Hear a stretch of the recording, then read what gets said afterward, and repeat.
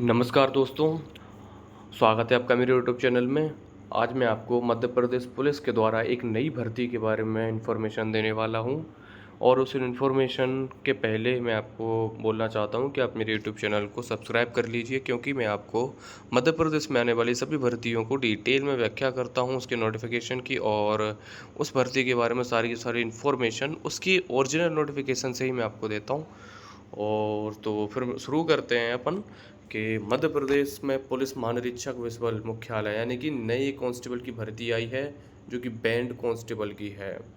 Okay, जो मध्य प्रदेश में जो प्रोग्राम्स होते हैं, जैसे 15 अगस्त होता है, 26 जनवरी भी होती है और इसके अलावा अन्य प्रोग्राम और भी होते हैं, श्रद्धांजलियाँ होती हैं। इनमें क्या होता है, आपने देखे होंगे बैंड बजाने वाले होते हैं जो कि वर्दी पहने होते हैं, तो उन्हीं लोगों की भर्ती है। मध्य प्रदेश में ये भर्ती होने जा रही है, जिसके आवेदन आने वाली 5 अप्रैल से होने वाले हैं और 19 अप्रैल तक ये चलने वाले हैं। सही सुना आपने, 19 अप्रैल तक इसकी लास्ट डेट है और जिसकी फ़ीस का स्ट्रक्चर भी इसमें दिया गया है। अगर आप यूआर कैटेगरी से आते हैं तो 500 रुपये फ़ीस है, एससी एसटी और ओबीसी और ईडब्ल्यूएस से आते हैं तो आपके 250 रुपये हैं और इसके साथ में आपके 150 रुपया एक्स्ट्रा चार्ज है और 18% आप सॉरी 150 रुपये आपका ऑनलाइन पोर्टल है और 18% आपका जीएसटी चार्ज रहेगा। ओके, अब इसके बारे में डिटेल में बताता हूँ कि ज़िले वाइज इसकी ये भर्तियाँ हैं, मतलब ज़िलों में पुलिस बैंड की स्थापना के संबंध में एक इकाइयाँ ये बैंड के दल में सीधी भर्ती कर रहे हैं और जिसमें आपका अंतिम तिथि मैंने आपको बता ही दी है कि 19 अप्रैल तक आप इसमें अप्लाई कर सकते हैं। और इसमें सबसे मेन इम्पोर्टेंट बताया गया कि अभ्यर्थी का जो आधार पंजीयन होना चाहिए, उसी के बाद में वो अप्लाई कर सकते हैं।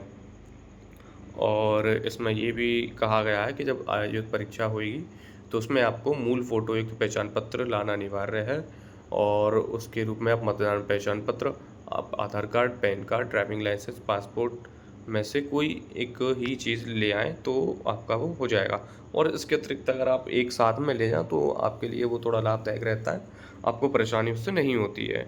तो चलिए मैं इसके आपको पदों के बारे में बता देता हूँ, है ना? तो इसमें जो है 679 यानी कि 679 पद टोटल हैं, जिसमें यूआर के पद देखा जाएंगे तो 184 हैं और जो ये 188 हैं ये 13% काल्पनिक माना जाता है, क्योंकि ये ओबीसी वाले पद हैं जो कि यहाँ पर भी दिखाए जा रहे हैं आपको 80 ये दिख रहे हैं, है ना? तो ये काल्पनिक पद माने जाते हैं, जो कि ओबीसी का जो 27% आरक्षण है वो अभी तक मुद्दा समाप्त नहीं हुआ है, तो उसी सिलसिले में ये सारा चीज़ है। और एससी की 108 सीट्स हैं और एसटी में 136 हैं और ओबीसी में 183 हैं, 27% में टोटल। लेकिन वास्तविक अभी मानी जा रही है 95 और 88 जो हैं, ये अभी कोर्ट में चल रहा है, लेकिन अभी फिक्स हो जाएगा तब देखा जाएगा। और ईडब्ल्यूएस में 68 पद हैं, है ना? तो ऐसे करके चीज़ें चल रही हैं और इसमें मैं आपको इम्पोर्टेंट ही बात बताऊंगा, फालतू में आपका समय भी ख़राब नहीं करूंगा। और जैसा कि इसमें एक ये चीज़ है कि भारतीय नागरिक हों, शासन के आदेश के अनुसार यदि कोई अभ्यर्थी इसके 2 से अधिक जीवित बच्चे हैं जिनमें से एक का जन्म 2001 या उसके बाद हुआ है, नियुक्ति के लिए पात्र नहीं होगा। आप इसको ध्यान से देख लें। और यदि एक बच्चा जीवित है और बात के प्रसव में 2 से अधिक बच्चे के जन्म लेते हैं तो उसे अयोग्य नहीं माना जाएगा। तो ये भी यहाँ पर एक कंडीशन है। और इसके बाद में चलते हैं हम आयु की छूट के बारे में बात करते हैं। आयु की छूट के बारे में बात करते हैं तो देखिए, आयु का इसने बोला है कि आयु जो है, अभी बताता हूँ मैं आपको, वैसे यहाँ पे है नहीं है, वैसे आयु को मैं बता सकता हूँ आपको शायद चलो अभी बात करते हैं। अभी यहाँ पे वेतनमान के बारे में बात कर लो। 19,500 बोल रहे हैं, यानी कि आपको कांस्टेबल को जो मिल रहा है सैलरी, वही आपको सैलरी मिलेगी। और हाँ, यहाँ पे एक सबसे बड़ी बात है कि पहले first year, second year, third year, यहाँ पर आपको 70% मिलेगी, यहाँ पर आपको 80% मिलेगी, फिर यहाँ पर 90% मिलेगी। ये आपका सैलरी स्ट्रक्चर रहने वाला है, जो कि अभी चलता रहा है, लेकिन इसमें कोई बदलाव हुआ नहीं है।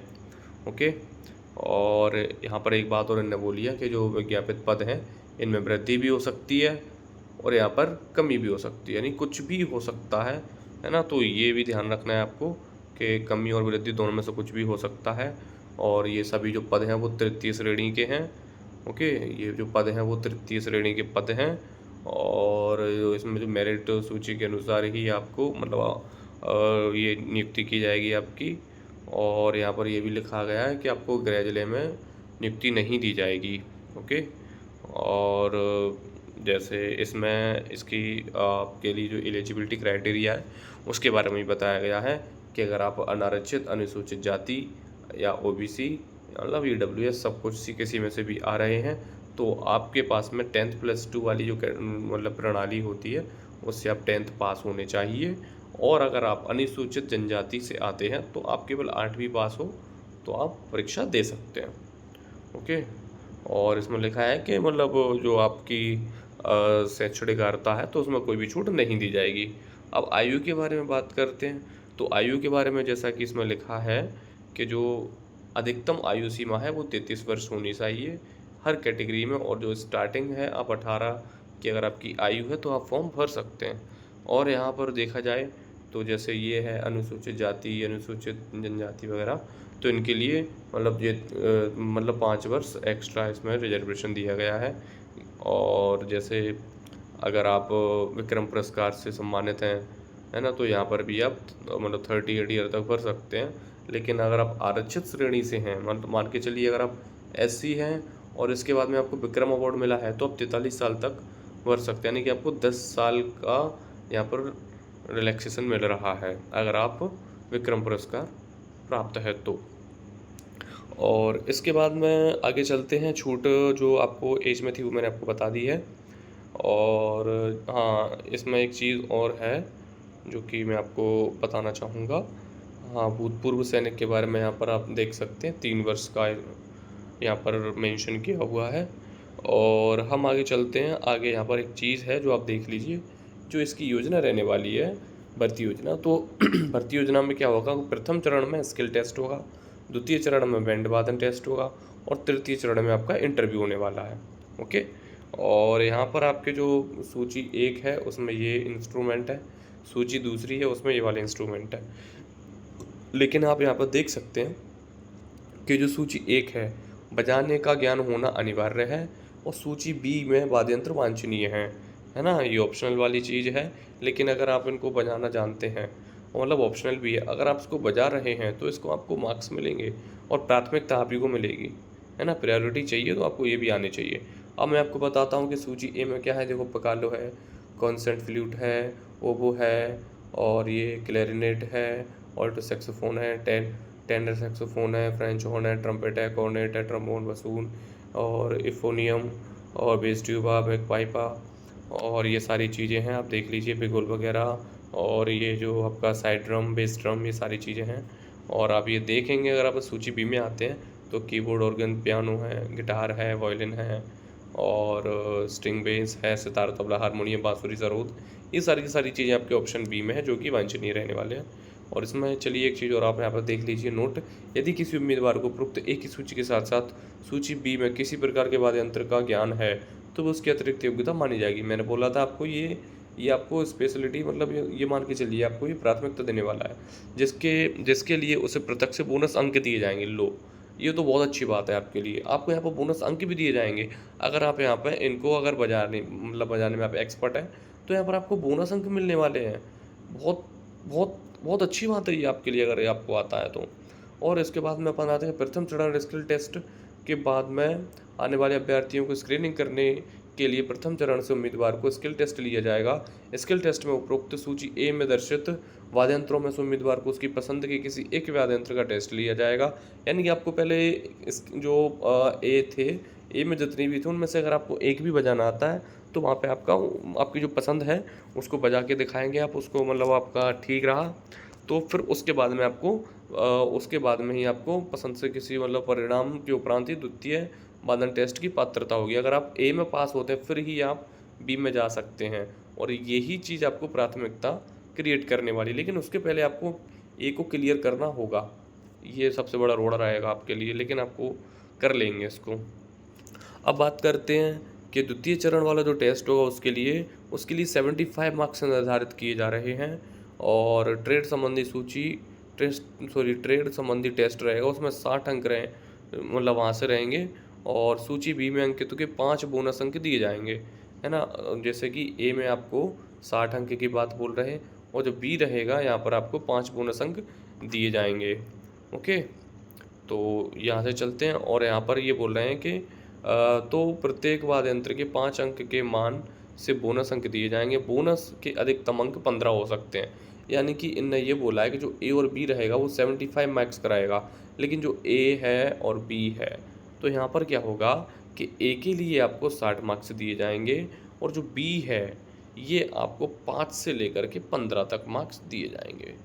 ओके, यहाँ पर आपको 5 से लेकर के 15 तक, यानी कि आपको इसमें से किसी भी बीच में आ सकते हैं। हो सकता है 5 मिले, हो सकता है 6 मिले, हो सकता है 7 मिले, 8 मिले, 9 मिले, 10 मिले, 11, 12, 13, 14, 15 भी मिल सकते हैं। तो यहाँ पर मेरे हिसाब से आपको फर्स्ट जो ए है, यहाँ पर आपको अपना पूरा ज्ञान दिखाना पड़ेगा, आपको पूरी दम लगानी पड़ जाएगी, आपके अंदर जितनी भी एफिशिएंसी वो सारी की सारी दिखाओ, और फिर उसके बाद में बी आएगा। यहाँ पर भी आपको पूरी की पूरी एफिशिएंसी दिखानी है और यहाँ पर आपको पास ही होना पड़ेगा।